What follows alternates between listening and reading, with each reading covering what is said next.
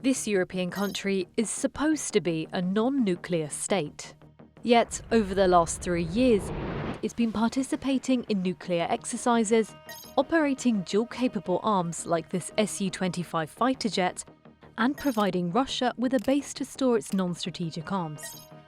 Moscow says it is deploying its nuclear arms in Belarus through a sharing agreement with Minsk, which could alter the balance of power in Europe and threaten global non-proliferation efforts. Once part of the Soviet Union, Belarus used to host strategic and tactical nuclear weapons at installations across its territory. Following the collapse of the Soviet Union, newly independent Belarus, Ukraine and Kazakhstan signed the 1994 Budapest Memorandum with Russia, the US and the UK. The treaty is now in force.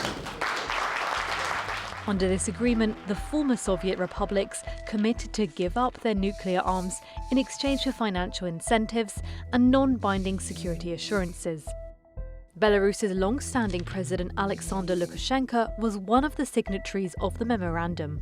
But 3 decades later, Lukashenko says Russian nukes are back. Я сюда ввез ядерные боеголовки. Analysts say satellite images show preparations to host nuclear systems. This is where we believe that the Russians have built, over the last couple of years, a nuclear weapons storage site. It includes a bunker, as well as support facilities and command and control systems, and then, of course, a multi-layered security perimeter, as well as an armed guard entrance with a cover, which is sort of typical features of Russian nuclear weapon storage sites. But it's not the only thing. Most recently, they've started producing this rail station here. Then the line will come here and go out and meet the main rail system in Belarus. This is presumably for the transport of nuclear weapons, but also other systems, of course, that can go into this storage site. There's also a Western air base that houses a special kind of aircraft that the Belarus has been showcasing as the one that's supposed to now get a nuclear mission as well. Moscow says deploying some of its arsenal in Belarus mirrors NATO's nuclear sharing agreement, according to which the US deploys nuclear weapons in several NATO countries that could fire the arms if the US authorized a strike, a setup Russia says it wants to copy. NATO is different in the sense that it's more established, it's broader, it involves more nuclear weapons than the Russian-Belarus arrangement. Nor do we really know much about how the Russian control, handover procedures, and these types of arrangement would actually happen in practice. Analysts say that Russia has no strategic need to share its nuclear arms with Belarus. It already deploys warheads and ballistic missile systems in its Kaliningrad exclave. But experts with the Virginia-based think tank CNA say the increase in number of such systems in very close proximity to the EU's borders would complicate NATO's defences.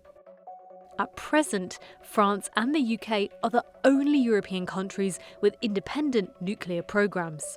But doubts about Washington's commitment to Europe are driving countries like Poland and Germany to seriously contemplate acquiring nuclear weapons. Russia's moves to expand its nuclear footprint in Belarus comes as Washington and Moscow step up their saber-rattling. In October, President Putin touted successful tests of 2 new long-range nuclear-capable and nuclear-powered weapons. There's no doubt that it can cause a lot of devastation, as all nuclear weapons can. But again, the question is, does it rock the boat? It's important for the Russians to be able to demonstrate to the international public and the domestic public that they're doing something like this to be strong, but I don't think it's something that American nuclear planners are that worried about, actually. In November, President Putin ordered his top security officials to draw up plans for potential nuclear weapons testing, following President Trump's promise to resume US tests. Both countries are signatories to a treaty that prohibits nuclear test explosions, though the US has never ratified it and Russia withdrew its ratification in 2023. The exchange between the United States and Russia about resuming nuclear testing is deeply troubling on many levels. If the United States resume nuclear tests and Russia follows, then there's no doubt that other countries around the world will begin to test as well. China for sure would begin. They have a lot to learn. India and Pakistan would be next in line for sure. And what that would do is then lead to sort of an escalation of the nuclear temperature and development of new nuclear weapons and more advanced nuclear weapons in those countries. Experts say the threats from both sides are, for now, largely political signalling. But as more countries consider gaining access to nuclear capabilities and tensions rise among major powers, the world is entering its most perilous moment since the end of the Cold War.